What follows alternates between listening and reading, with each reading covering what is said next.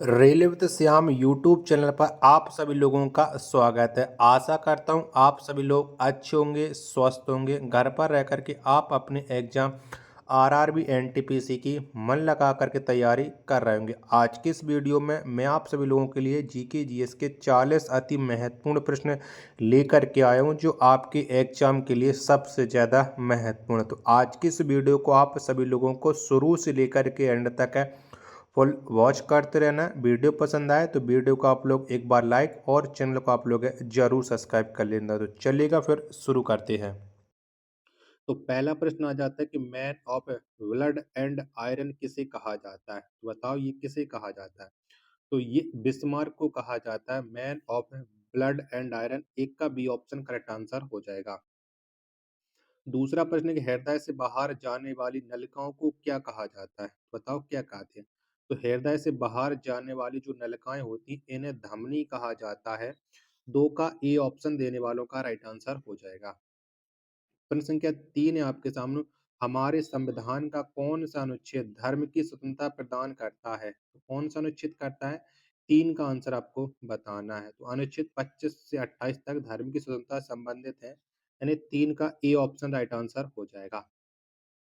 अगला प्रश्न प्रश्न संख्या 4 है कि प्लासी के युद्ध के समय बंगाल का नवाब कौन था। बताओ कौन था। तो प्लासी के युद्ध के समय बंगाल का जो नवाब था वो था सिराजुद्दौला। 4 का ए ऑप्शन देने वालों का राइट आंसर हो जाएगा।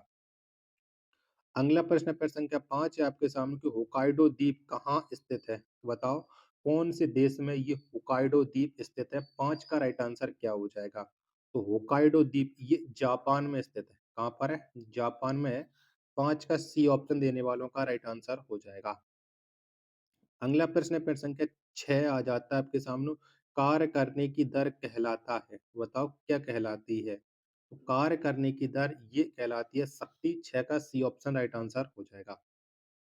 सातवां प्रश्न है आपके सामने कि मेपल का पत्ता कहाँ का राष्ट्रीय प्रतीक है। तो बताओ ये कौन से देश का राष्ट्रीय प्रतीक है मेपल का पत्ता। 7 का राइट आंसर तो ये हो जाएगा कनाडा का। 7 का सी ऑप्शन करेक्ट आंसर हो जाएगा। अगला प्रश्न है प्रश्न संख्या 8 है। विश्व शाकाहारी दिवस किस तिथि को मनाया जाता है। तो बताओ कब मनाते हैं। 8 का राइट आंसर क्या हो जाएगा। तो विश्व शाकाहारी दिवस ये 3 अक्टूबर को मनाया जाता है। 8 का ए ऑप्शन करेक्ट आंसर है हो जाएगा। नौवां प्रश्न आ जाता है कि दौड़ते समय व्यक्ति का रक्तचाप। तो बताओ कैसा हो जाता है। दौड़ते समय व्यक्ति का रक्तचाप तो बढ़ जाता है, यानी 9 का ए ऑप्शन राइट आंसर हो जाएगा। प्रश्न संख्या 10 आ जाता है कि रक्त का अध्ययन क्या कहलाता है। तो बताओ रक्त के अध्ययन को क्या कहते हैं। तो रक्त के अध्ययन को हेमाटोलॉजी कहा जाता है। 10 का बी ऑप्शन राइट आंसर हो जाएगा। 11वां प्रश्न है कि मनी प्लांट किस बैंक का एटीएम नेटवर्क है। तो बताओ ये कौन से बैंक का एटीएम नेटवर्क है मनी प्लांट। 11 का राइट आंसर क्या हो जाएगा। तो ये कर्नाटक बैंक का। 11 का सी ऑप्शन राइट आंसर हो जाएगा। अगला प्रश्न प्रश्न संख्या 12। सशस्त्र बल मेडिकल कॉलेज कहाँ स्थित है। तो बताओ ये कहाँ पर स्थित है। 12 का राइट आंसर क्या हो जाएगा। तो सशस्त्र बल मेडिकल कॉलेज ये अहमदाबाद में स्थित है। 12 का डी ऑप्शन राइट आंसर हो जाएगा। आशा करता हूँ कि आपको ये वीडियो पसंद आ रही होगी। तो प्लीज वीडियो को लाइक करें और चैनल को अभी तक आप लोगों ने सब्सक्राइब नहीं कर रखा होगा तो चैनल को आप लोग जरूर सब्सक्राइब कर लीजिएगा। 13वां प्रश्न है कि चिली की राजधानी कहाँ है। तो बताओ कहाँ पर है। तो चिली देश की जो राजधानी है वो है सेंटियागो।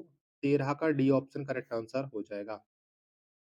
प्रश्न संख्या 14 आपके सामने कि शब्द चक्कर किस खेल में प्रयोग किया जाता है। तो बताओ कौन से खेल में ये चक्कर शब्द का प्रयोग होता है। तो ये पोलो में किया जाता है। 14 का डी ऑप्शन राइट आंसर हो जाएगा। अगला प्रश्न प्रश्न संख्या 15 है। राज्य लोक सेवा आयोग के सदस्य की नियुक्ति कौन करता है। तो बताओ किसके द्वारा होती है लोक सेवा आयोग के सदस्य की नियुक्ति। तो ये नियुक्ति की जाती है राज्यपाल के द्वारा। 15 का बी ऑप्शन करेक्ट आंसर हो जाएगा। अगला प्रश्न प्रश्न संख्या 16 है। उर्दू साप्ताहिक अल हिलाल किसके द्वारा शुरू किया गया था। तो बताओ कि उर्दू साप्ताहिक पत्र है अल हिलाल ये किसके द्वारा शुरू हुआ था। 16 का राइट आंसर तो इसे शुरू किया था मौलाना अबुल कलाम आजाद ने। 16 का ए ऑप्शन राइट आंसर हो जाएगा। 17 नंबर का प्रश्न है, मुद्रण का विकास किस देश में हुआ। बताओ कौन से देश में हुआ है मुद्रण का विकास। तो ये हुआ था चीन में। 17 का सी ऑप्शन राइट आंसर हो जाएगा। अगला प्रश्न है प्रश्न संख्या 18 की ईसीओ मार्क किससे संबंधित है? बताओ इसका संबंध किससे है? तो ईसीओ मार्क का संबंध है पर्यावरण से। 18 का बी ऑप्शन राइट आंसर हो जाएगा।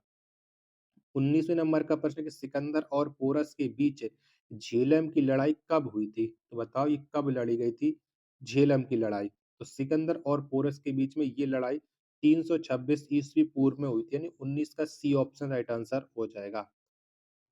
प्रश्न संख्या 20 है आपके सामने कि एपीजे अबुल कलाम की आत्मकथा का शीर्षक क्या है? तो बताओ क्या है? तो एपीजे अबुल कलाम है, इनकी आत्मकथा का जो शीर्षक था वो था विंग्स ऑफ फायर, यानी 20 का ए ऑप्शन करेक्ट आंसर हो जाएगा। अगला प्रश्न प्रश्न संख्या 21 है दक्षिण का ब्रिटेन किसे कहा जाता है? बताओ किसे कहते हैं दक्षिण का ब्रिटेन? 21 का राइट आंसर। तो ये कहा जाता है न्यूजीलैंड को। 21 का डी ऑप्शन करेक्ट आंसर हो जाएगा। 22वां प्रश्न कि मैला आंचल के लेखक कौन है? तो बताओ कौन है? तो मैला आंचल जो पुस्तक है इसके जो लेखक हैं वो है फणीश्वर नाथ रेणु। 22 का बी ऑप्शन राइट आंसर हो जाएगा। प्रश्न संख्या 23 आ जाता है कि सिरका पानी में कितना प्रतिशत एसिटिक अम्ल होता है? तो बताओ कितने प्रतिशत होता है? तो इसमें होता है 5%, यानी 23 का डी ऑप्शन देने वालों का राइट आंसर हो जाएगा। अगला प्रश्न प्रश्न संख्या 24 से आपके सामने की संविधान सभा के संघ संविधान समिति के अध्यक्ष कौन थे? तो बताओ कौन थे इसके अध्यक्ष? तो इसके जो अध्यक्ष थे वो थे जवाहरलाल नेहरू, यानी 24 का सी ऑप्शन देने वालों का सभी का राइट आंसर हो जाएगा। अगला प्रश्न है प्रश्न संख्या 25 से आपके सामने की इंटरनेट एक्सप्लोरर क्या है? तो बताओ ये क्या है? तो इंटरनेट एक्सप्लोरर ये है वेब ब्राउज़र, यानी 25 का डी ऑप्शन देने वालों का सभी का राइट आंसर हो जाएगा। आशा करता हूँ कि आपको ये वीडियो ज़रूर पसंद आ रही होगी, तो प्लीज़ वीडियो को लाइक और चैनल को सब्सक्राइब आप लोग ज़रूर कर लीजिएगा। चलिएगा, अगला प्रश्न आ जाता है प्रश्न संख्या 26 से आपके सामने किस भारत शासन अधिनियम द्वारा केंद्र में द्वैध शासन की स्थापना की गई थी? तो ये कौन से अधिनियम के तहत हुई थी?